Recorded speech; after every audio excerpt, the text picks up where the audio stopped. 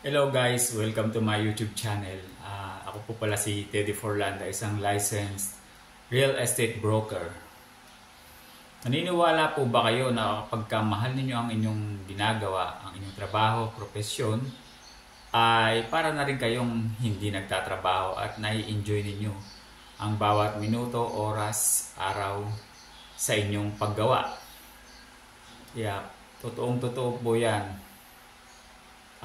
Kasi pagka mahal natin ang ating ginagawa ay hindi tayo nagsasawa na gawin ito ng paulit-ulit araw-araw. Kanya kung hindi mo mahal ang iyong ginagawa ay gumagawa ka pero ano pa baga? Yung para bang ginagawa mo lang dahil kailangan mo ng pambayad mo ng bills, dahil kailangan mo ng sweldo, pero hindi ka naman talaga totoong masaya sapagkat hindi mo naman totoong na-achieve yung ninanais mo na makamit dun sa iyong ginagawa.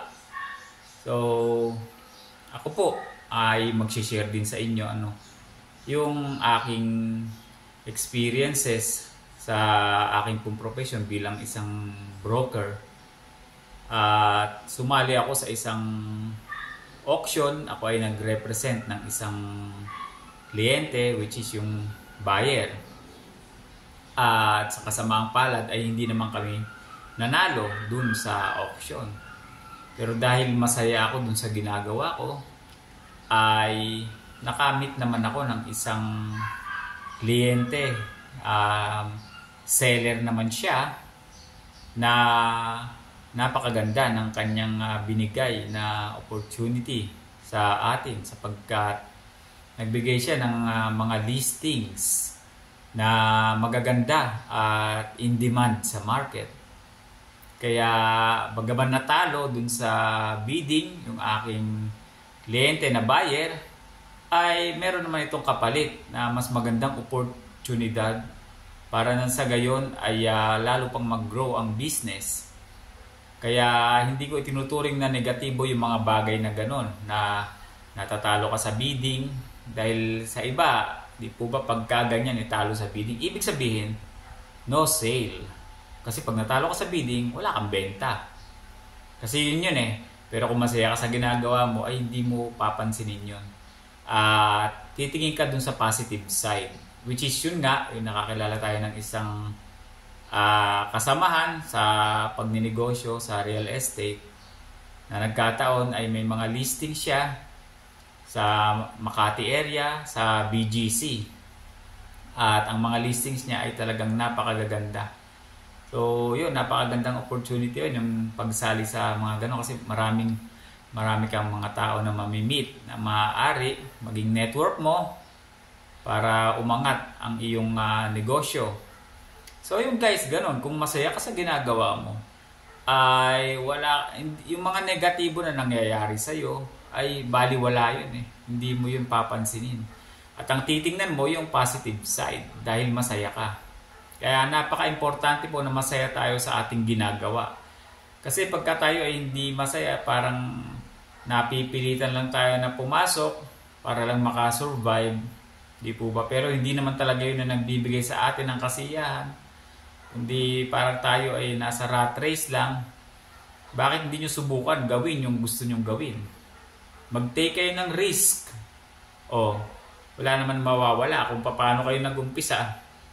Pag hindi naman nag-workout, di balik ka uli dun sa pinanggalingan mong trabaho o maghanap ka ng ibang trabaho na di po ba at least ikaw ay nag-try. Malay mo, mag-succeed ka naman dun sa gagawin mo.